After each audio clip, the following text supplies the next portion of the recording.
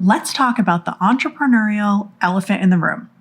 Money. Money is the foundation of your business. Without enough money, you can't get your ideas, products, or services out into the world, and you become a slave to your business. And I'm guessing you started your business to be free, not work for free, right? I'm sure you've heard all the scary statistics about new businesses not making it past year 5 due to unhealthy finances. But we're not going to talk about that today. Today, we're going to talk about how you can avoid becoming part of that statistic and how to make your business permanently profitable, starting with your very next deposit. Oh, and you're going to be able to pay yourself in the process. Yep, that's right. Let's dive in.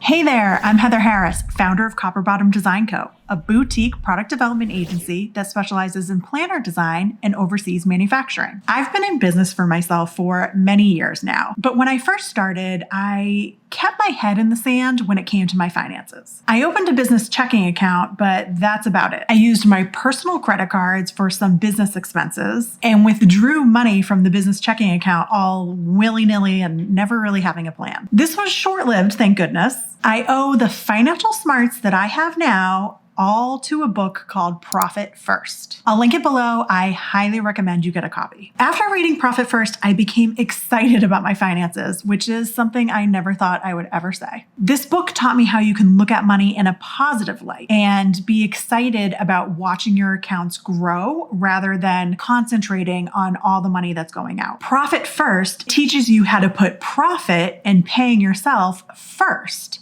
before all your expenses. You still pay your bills, of course, but this method forces you to prioritize profit over expenses. Let me explain this in a little bit more detail. If you manage your money like most entrepreneurs, you probably follow the formula sales minus expenses equals profit. Simple enough. But is there any money left over to pay yourself or your taxes? Neither of those very important categories are built into the sales minus expenses equal profit formula. With the Profit First method, you put your revenue into these 4 buckets: profit, taxes, expenses, and owner's compensation, employee compensation. The book suggests you open a separate bank account for each of these categories. Me personally, I have 5 bank accounts for Copper Bottom. I don't follow the Profit First method exactly to a T. I've kind of adapted it to my own needs. But that's the beauty of the Profit First system. It's flexible enough so you can make it work for you. Here's the breakdown of my accounts and my distribution percentages. Number 1, I have a business checking account. This is the catch-all account. This account takes all the revenue I get in my business, all the deposits, whether it be from invoices I send to clients, PayPal, Stripe, you name it, all the money comes into this account. When I go to distribute my money, which I'll talk about in a minute, this account keeps 10% of all the revenue to cover any expenses. I run a very tight ship over here and like to keep my expenses as low as possible. My second account is my profit savings account, and 10% is distributed into this account as well. So 10% of all the revenue I bring in will go into the profit savings account. Now, I like to bank with Capital One. I love them. I love their online banking interface, and their performance savings account has 4.35% interest. So my profit is growing by being in this account. I love it. My third account is the tax savings account. Everything I need to give to the government. So this account gets 20% of all revenue I bring in. This is also in one of those Capital One performance savings accounts getting interest. My fourth account is an employee compensation savings account, and 60% of all my revenue goes into this account. This covers the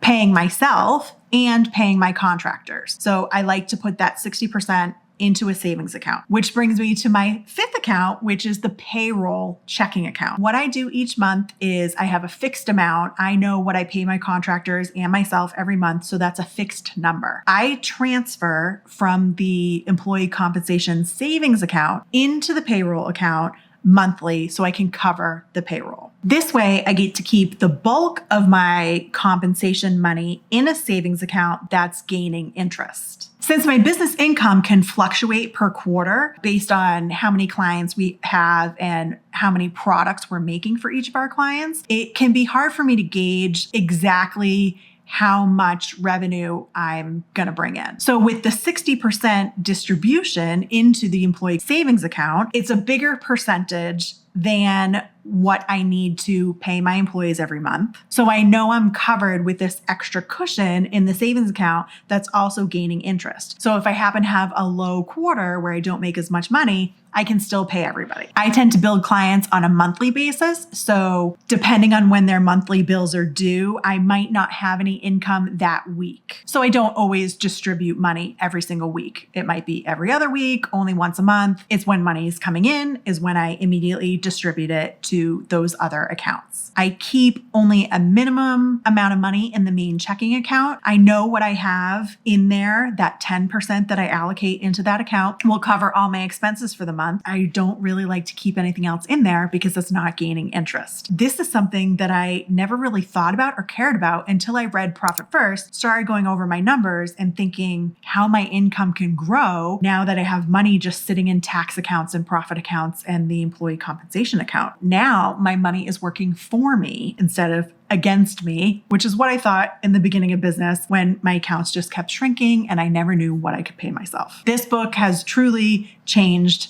the way I deal with finances. I know you may think it's a lot of accounts to manage, and I get it, but I use that one Capital One interface. I can transfer money between them like seamlessly, and it's instant because all the accounts are owned by me and it's like right there. So it's very easy for me to move money around to cover an unexpected expense. I can quickly put money from a savings account into a checking account and pay that bill. It's really like a form of safety that I never really had before. And now when things come up, I don't have to stress about it. I know I have the cash somewhere. And I've also found that this method is a really easy way to keep an eye on the financial health of your business. You can see when maybe the employee compensation account is getting a little too low and it's like, ooh, we're not making our numbers. We're not doing what we should be doing. Let's try and beef up some sales. Or if all of a sudden I don't have enough money in the expense account to pay my expenses, what happened there? We obviously increased our expenses for some reason.